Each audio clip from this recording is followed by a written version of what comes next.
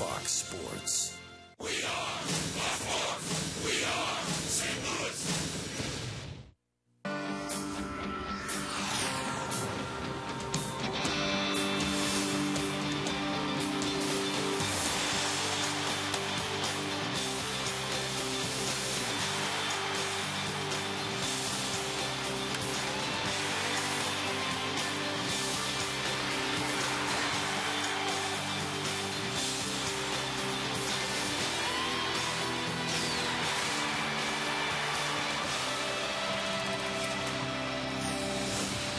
It's a gorgeous afternoon for baseball today in Jupiter, Florida, in Roger Dean Stadium, the spring training home to the St. Louis Cardinals, and today they'll play host to the Florida Marlins. Hard to believe, but 2 weeks from today at Busch Stadium, we'll have our first of over 150 games on Fox Sports Midwest in sparkling high definition.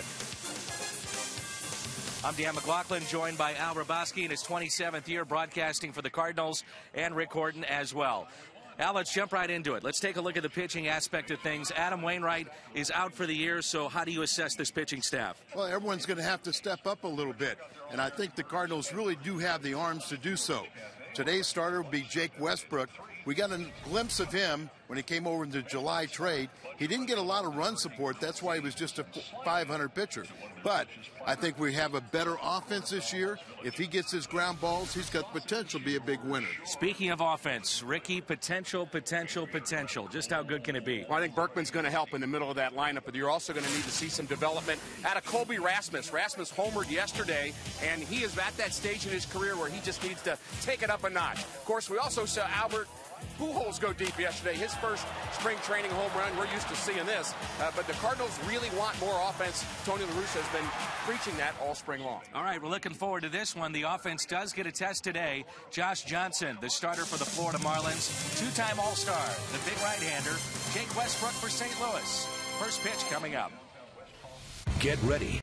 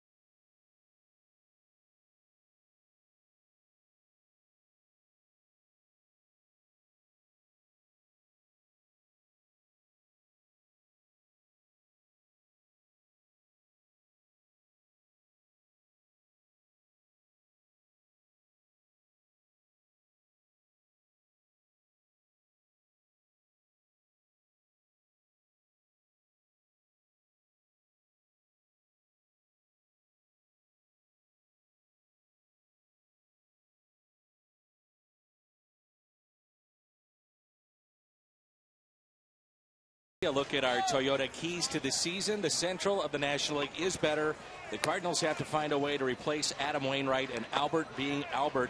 And I guess, guys, probably, now I'll start with you. The middle one is maybe the most important when you think about Adam Wainwright. Well, there's no way to replace him. And I've always admired Tony La Russa because he always worries about what he has, not what he has not, you know. And I think the thing is going into spring training, you had 5 solid starters.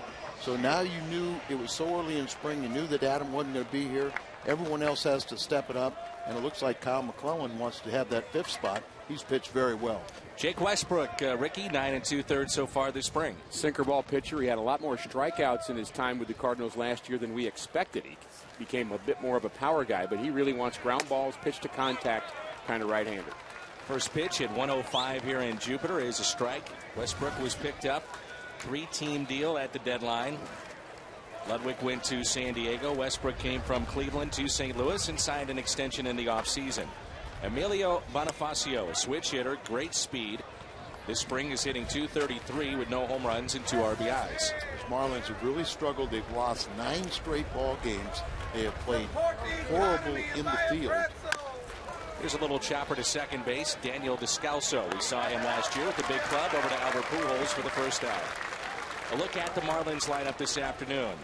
Batting in the second spot, Omar Infante, their second baseman. The shortstop, always an MVP candidate, in Hanley Ramirez. Then Gabby Sanchez, Logan Morrison, John Buck, the DH today, Matt Dominguez, Fred Hayes, and Scott Cousins is their right fielder. And the offseason, Florida has really targeted improved defense and pitching help. They made a lot of acquisitions, and they have a lot of young, talented players.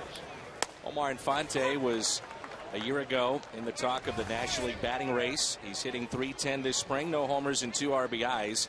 And you'd have to think that the Marlins are going to miss a guy like Dan Uggla, who's now with the Atlanta Braves. Little chopper hit to third. David Freese is there, 2 away.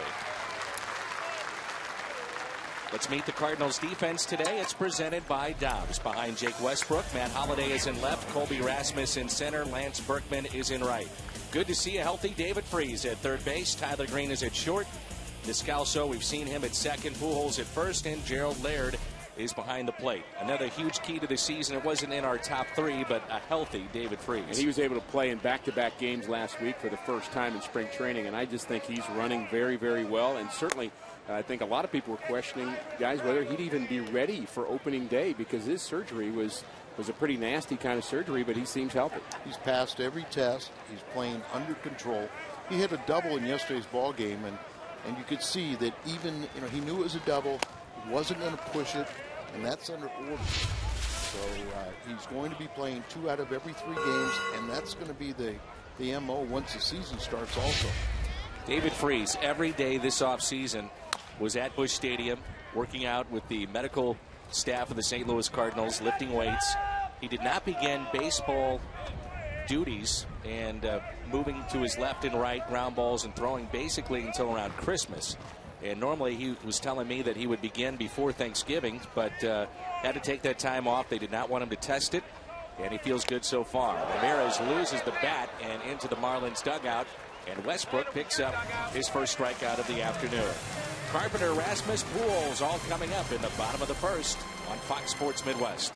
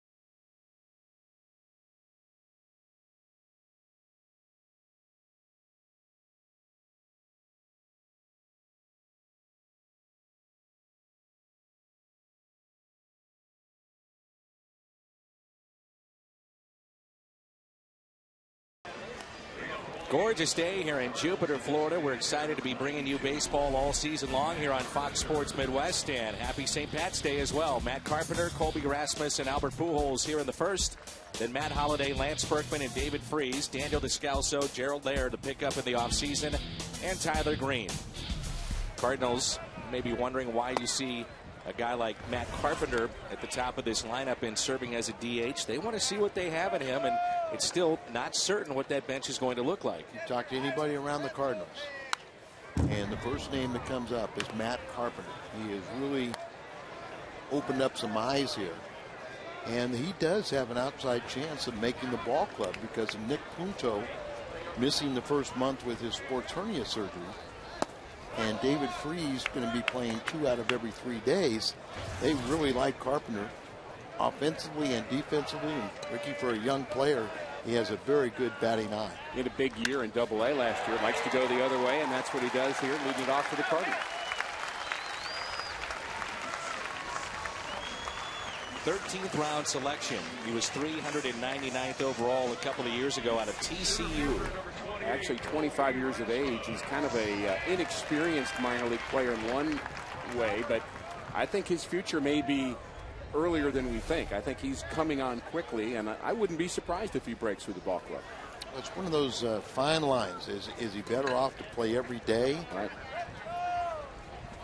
Colby Rasmus could be a double play. They were playing in at third, out at second, and out at first. Double play, 5-4-3. Turned by Omar Infante. So Josh Johnson gets the double play. And 2 outs here in the bottom of the first. Dobbs defense. The Marlins have committed 22 errors this spring. Morrison, Bonifacio, and Cousins in the outfield. Dominguez, Ramirez, Infante, and Sanchez along the infield. And Brett Hayes is behind the plate. Al was talking about how they've gotten off to a rough start as a team. Normally you don't worry about spring training, but their owner came out and said, I don't like the lack of energy I see. And when your owner says that, I think players maybe need to listen a little bit. Now, they are playing without 2 of their best players in Mike Stanton and Chris Coghlan, who've been out with injuries. But when your owner starts talking about it publicly in spring training, you better start showing up a little early, Al. Yes, you better. I mean, when your owner talks questions, you know, you can lose ball games, but you cannot not look like you have any energy, especially when you have so many young players. And recently they came out with a top 100 players to know, young players, and the Marlins have 7 of those in the top 91. Marlins have done just a remarkable job of replenishing their everyday lineup with good prospects. As Pujols was out in front, pops it up to Hanley Ramirez, and the Cardinals are done in their half of the first. Jake Westbrook back to the mound. Gabby Sanchez leads it off for the Fish when we come back.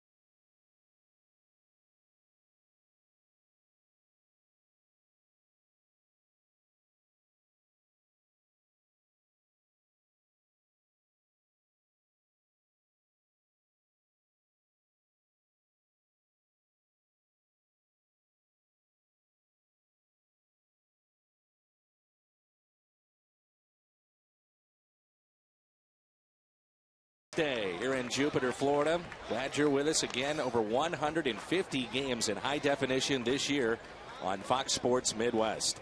Gabby Sanchez, Logan Morrison, and John Buck for the Marlins. There's no score. Inning number 2 rolls in, and the first pitch is a strike to Sanchez, who's hitting .423, no homers, and he's driven in 7 this spring. There's a line shot out to left. Holiday over to get it. That will roll to the wall, and it's a leadoff double for Sanchez. His fine spring continues.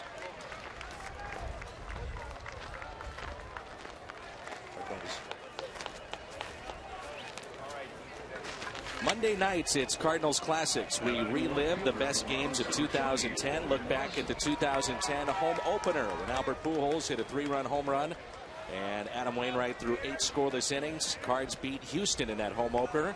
Cardinals Classics airs Monday at 8, only on Fox Sports Midwest. You were a part of a few of those, huh? One. Which one were you on? Stavro home run against Milwaukee. Game winner against Hoffman. Base hit into left center. RBI for Logan Morrison, his 3rd, and it's 1-0. The Marlins on top.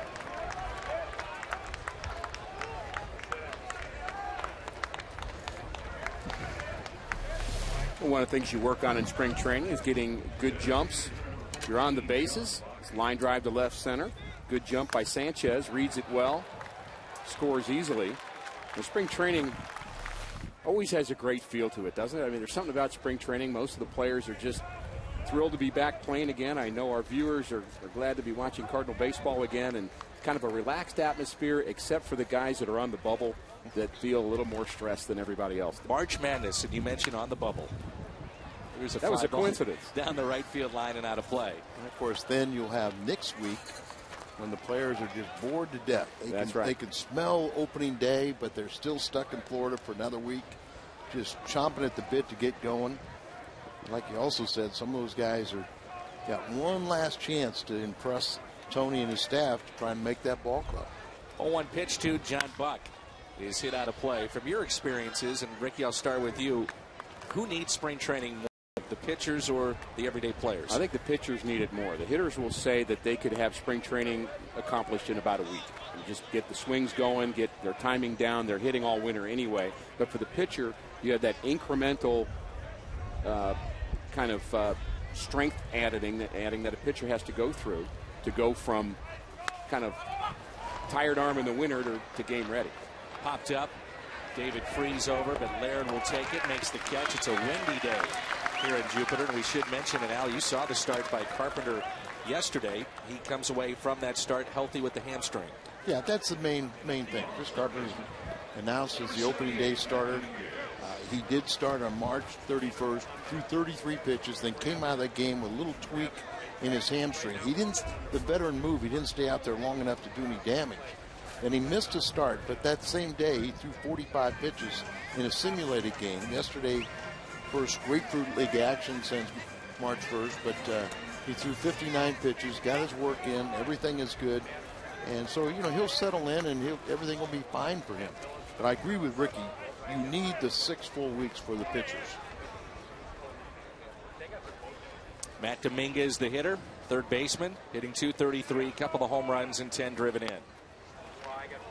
He's one of their real bright young prospects. They're hoping he solidifies the third base spot, and then they can move Coghlan to center field. Short lead at first by Morrison. Jason LaRue, guys, had to retire after the incident in Cincinnati. A number of concussions, but was kicked in the head by Johnny Cueto. Forced him to retire, so a new backup catcher with a lot of starting experience, Gerald Laird. He's really fitting in well. I think the players like him. He's kind of a catch-and-throw guy. His offense has been good in spring training, but the pitchers will tell you they don't really care about the offense. They just want somebody that can handle the pitching staff. The other day, and he came from Detroit, and he was a free agent. They said he really didn't handle that situation very well, and it really affected his hitting. But very, very well liked. Matter of fact, I saw Jim Leland and Gene Lamont and all the management coaches of Detroit really greet him, and it was very genuine. And then they all told me that he was a much better hitter than where he was last year with Detroit. And Tony said something very good. He was the best catch and throw guy out there, and also the vets that understood that he's a backup. 4-6-3 on the double play. Off the bat of Dominguez. Matt Holliday riding a 7-game hitting streak coming up.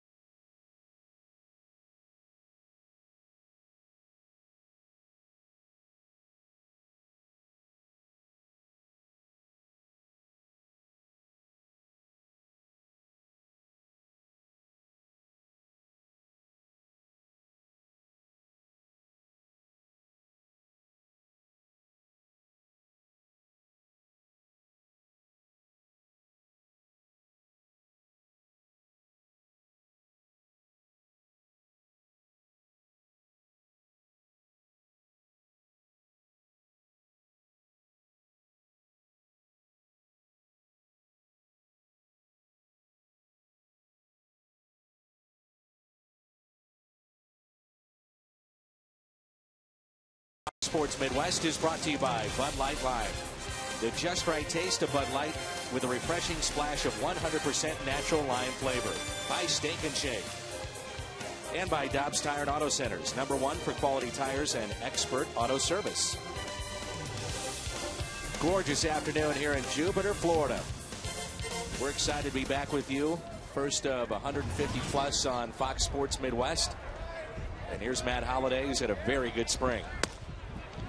Holliday, a 7-game hitting streak. He's hitting .474 during that streak. Overall this spring, .387, pair of home runs and 5 RBIs. And a lot of people forget that he got off to a poor start, driving in runs. But if you really take his overall season, he had an outstanding season last year. He sure did. The fly ball that's tailing near the line. Pretty well hit. It carries out to his Cousins, and he'll make the catch for the first out. Well, next time you want to catch a Cardinals game, just head to StubHub, where you'll find the seats you want and the freedom to choose where you want to sit. StubHub, the official fan-to-fan ticket marketplace of the St. Louis Cardinals. What have we thought and seen from Lance Berkman, this spring? Well, the first thing we've seen is he's quite a bit lighter. He really worked hard in the offseason, lost about 15 pounds, and seems 5 or 6 years younger. And he's swinging the bat well from the left side. We haven't seen him much from the right side because he's had some arm issues. He hasn't played a lot in the outfield. And that's going to be the question when the team breaks north. You can't DH, obviously, in the National League. He's going to have to get out there and play some outfield. And he's doing it so now for the first time, and I think he's chomping at the bit. I don't think he really liked the DH factor, and I really think that it's not going to be a problem at all for him tracking balls. I think that was way overblown. He hasn't been an outfielder since '04. Pitchers can power shags. He can go out there and play the outfield. What are you trying to say, Al? Well, I mean, and he even said, the question is not my knee, it's not my elbow. The question is, can I still hit? Strikes out here. 5-time All-Star came in hitting .250 this spring. If he does hit, think about the middle of that lineup with Pujols, Holliday, Berkman, Rasmus. We're talking about the ability to get some power back to back to back. I think the question, too, is where do you want to hit him? You might want to hit him in front of Albert Pujols. Or you drop him down in an RBI spot. Well, I think that remains to be seen. He's been rolling over on a lot of pitches and just hitting ground balls. But ideally, I think they'd like him in the 5-hole. But as you said, David Freese has that ability to drive in runs. But you kind of got to break up all those right-handed bats a little bit. So, whether it's a Kobe or Lance Berkman, I think initially you look him in the 5-hole and Kobe in the 2-hole. David Freese hitting .381, 1 home run and 8 driven in. I'd like to see Berkman get off to a good start. You think about the Astros over the last 5 years, they've been a team, and he included, that just started really slowly. And I'd like to see him maybe change things around in a Cardinal uniform. Do you remember last year how they started with that long losing streak? Right. They finally snapped it against the Cardinals, and they actually played pretty good baseball in the second half. Houston. Yes, they did. The Cardinals just a weird season. In my mind, they should have won the Central Division. They were right in there early September. They had the 1-game lead, came home and had a bad homestand. But it was weird. They beat the teams that they had to, the winning teams. They were 12-6 against Cincinnati, but they couldn't beat the bad teams. A chopper towards second and an air under the glove of Omar Infante. I asked Tony about that. He said you took the long ride to figure out whether or not you wanted to come back. As he drove back to his home in Walnut Creek, California, you see the ball under the glove of Infante. He said he did probably the most thinking about why they could not beat the sub-500 team. So I said, well, what did you come up with? He said, I have no idea. It's honest. Normally, if you play 500 baseball against the good teams, which they were over 500, but you have to dominate against the bad teams. In that one road trip, 2-8 road trip, Washington, Pittsburgh, and Houston, that did them in. Descalso rips it fair inside the first base line. David Freese on his way to third base. He'll stop there. Descalso with a double with 2 outs. Daniels hitting .250 this spring, and he's another one of those players that could break camp with the big club. He's got a chance, primarily a second baseman, but if he turns on pitches like this and can show a little bit of extra base power, that will help out. Now remember, David Freese, by orders, just don't push it. Get over there, make sure, but Oquendo's going to be very cautious with it. David's running under orders to, don't really apply that extra speed because they're still trying to let those ankles settle in.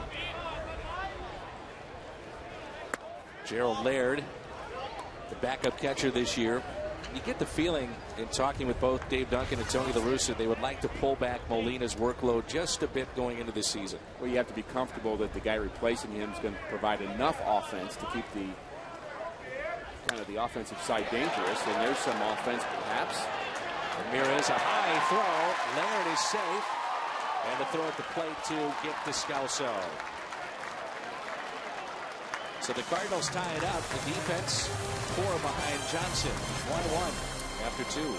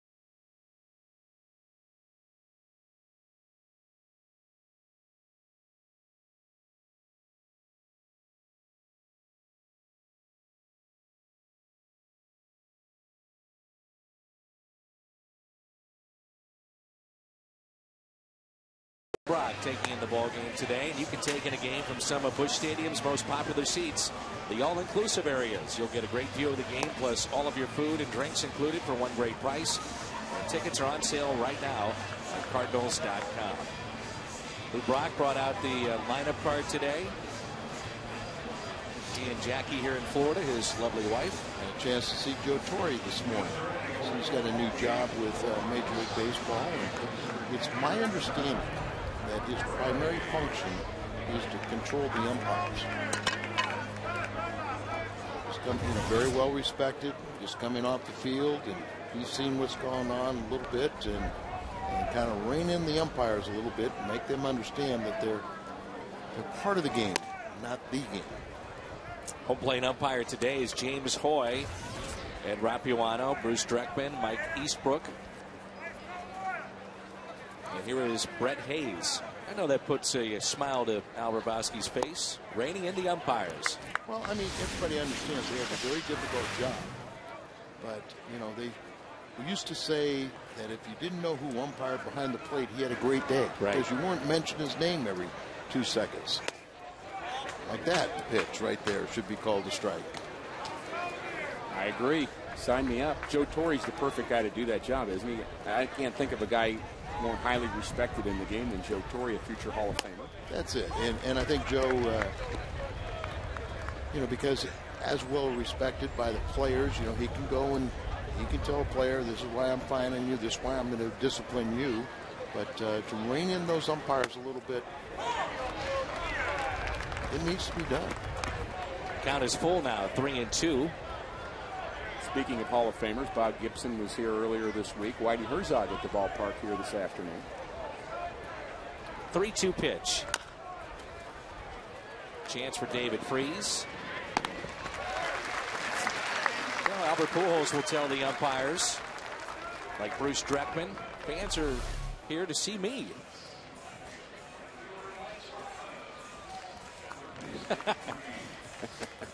Better watch out. Yes, miss. By the way, Albert Pujols has come into camp in remarkable shape. Maybe the best